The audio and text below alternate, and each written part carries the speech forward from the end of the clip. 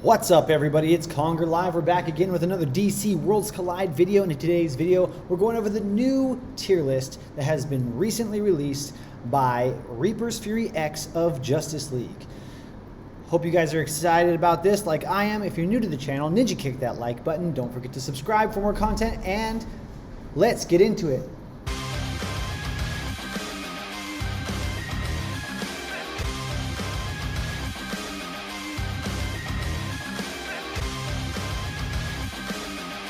Okay, so just like I did last month, I went ahead and put the previous month's tier list and the new tier list on the same screen to make it much easier to look at the comparisons. I'm also going to leave a link in the description down below for the Reddit post where Reaper's Fury X goes over all the details of all the changes and why things are the way they are from their point of view. It starts off with a disclaimer that the group of people that make this, Justice League members majority, are top level players with highest rosters. Everything at the highest level is being taken into account, so make sure you keep that in mind. If you're a new player and you're thinking, oh, this person's rated really high on the tier list, but they don't seem to be working for me, it's because maybe they need that level 30 emblem, or maybe they need to make sure they're rank 10 to unlock all of their abilities. So keep that in mind.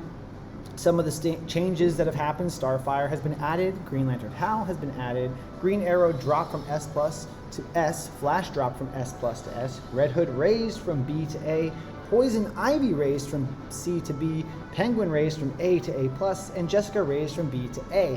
And all of these have to do with certain reasons. So he goes on to explain why these things happen, but you can visually see there are less S+ heroes than there were before. Mostly that's Flash and Green Arrow that have gone down. And the explanation for that, in short, is that the multiple hits has kind of had a minor nerf. So characters that do a lot of hits, multiple hits, like Green Arrow and Flash, they just are not as strong as they used to be, especially in PvP, which is why they're dropped. They're still both amazing characters. I absolutely love my Green Arrow because I'm a free-to-play player and I'm mostly focused on PvE content, not PvP content. I still find Green Arrow absolutely amazing, and being that he and Killer Frost are the only epics that were S+, they're still characters definitely worth investing in.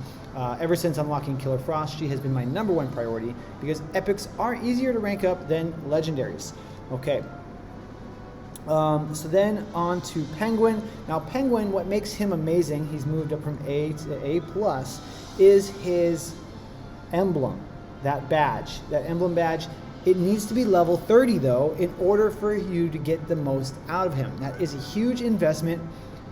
So early game players, if you're thinking, oh, Penguin's rated really high, I'm going to use Penguin, he doesn't really unlock his full potential until you get that emblem to level 30. So make sure that if that's something you want to do, you're willing to make that investment. You're going to have to do that. So personally, I'm not working on Penguin right now. Maybe something I'd want to do later in the future, but that's not what I'm doing with him. But as time progresses, the uses of status damage will probably continue to be effective, so he will probably stay a late game solid character in the future. We just don't know what kind of characters are going to come out, so anything could change the landscape and the meta. Red Hood moved up. His resonance has proved very useful, and the need for multiple people to increase speed, and that he can happen to do that. That's why Red Hood has actually moved up. So still an A-class character, but I think that even early on, Red Hood can be very, very useful. I like the fact that he has his own revive. He's got a second life. Only character that has a second life other than that would be, of course, Raven being able to revive somebody. Of course, if he drops again, Raven revives him, he will not get a second life. He only gets it once in the match. So keep that in mind. Green Lantern Jessica has obviously moved up because of Hal being released, and her shields that she gives to Hal, he really needs those shields to be as more effective, but he is an amazing character. That's why you see he's up on the S tier, and really, really awesome opportunities with the shield teams with the introduction of Hal. So if you got lucky to get Hal, good on you. He's definitely been helping me out in unrestricted arena. because I've built a shield team around him, Jessica, and Lex, and I have climbed just from that little small change there. So really, really cool. And then Poison Ivy had moved up slightly. She's still under testing according to the top players, but she's not a C-class character. She's more of a B-class character. Now the problem with Poison Ivy is that her poison team is just not meta. It's not the most effective team. There are better teams out there, like Shield, Crit, Speed, Burn are all better than the poison team right now, which is why she's still lower on the tier list, but not as cruddy as maybe we saw before. We see Star Sapphire down there on C. She's been added. The only good thing I think that she has is that stun. Otherwise, she's not super effective. Pandora, you would think, might have moved up with the Howl team, but she's not important enough, even though she does give shields to the Shield team to make her viable. And Firestorm is still the worst character in the game. Okay, so that's about it for the changes on the tier list. I'd love to hear your thoughts about these characters down below. Make sure you leave a comment. I do want to go over really quickly, though, the other short tier lists that they have. So he's also posted on here the elites, because there was definitely feedback where he used to have the notable elites on the tier list from back in February or something, and then those disappeared. So now we have an elites only tier list. We also have the collection item tier list, and of course people are asking about what about artifacts. Artifacts are just a little bit too new. Not enough testing has been done with those yet, so I'm sure there'll be an artifact tier list next month.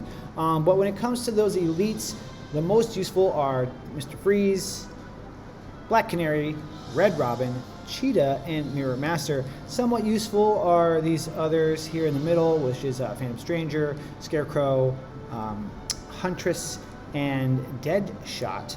And then the last resort are the rest of them. Okay, so definitely as an early game player, Mr. Freeze is probably the best early game tank in the game. He was very, very useful for me. I actually still have him on one of my unrestricted arena teams because I feel like he is just great as a first line of defense in general situations.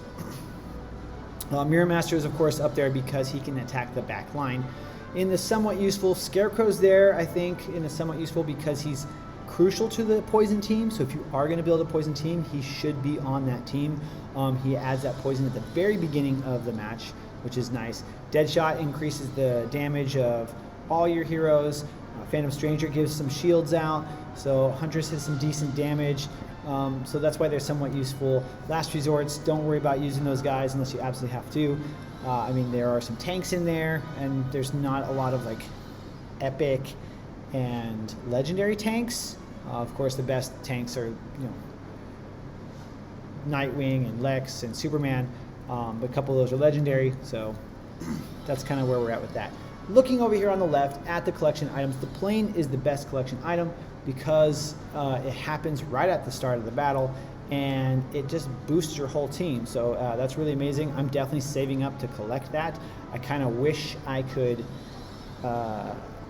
get it quicker, but that's okay. I just unlocked my throne, if you saw my last video on the digital universe, so I'm super stoked about that because that's in the S class. Nice to see that the Parallax is also in the S class, but those rare, the elite, I'm not sure what they're calling the rare collection items, like the plane, Parallax, the Lex armor, the Batmobile, those are really tough to get. So if you're gonna choose one to focus on, especially as a free-to-play player like myself, focus on the plane, but it's best to actually just save all your currency until you can buy enough. You can buy all 10 shards to unlock it, because who knows what's gonna come out in the future that might be even better than that. So that's kind of where we're at. Let me know what your guys' thought is on the collection items, on these elites as well in the comments down below. That's all we got time for today. Thank you so much for watching. Don't forget to ninja kick that like button, subscribe for more content, and we'll see you in the next video.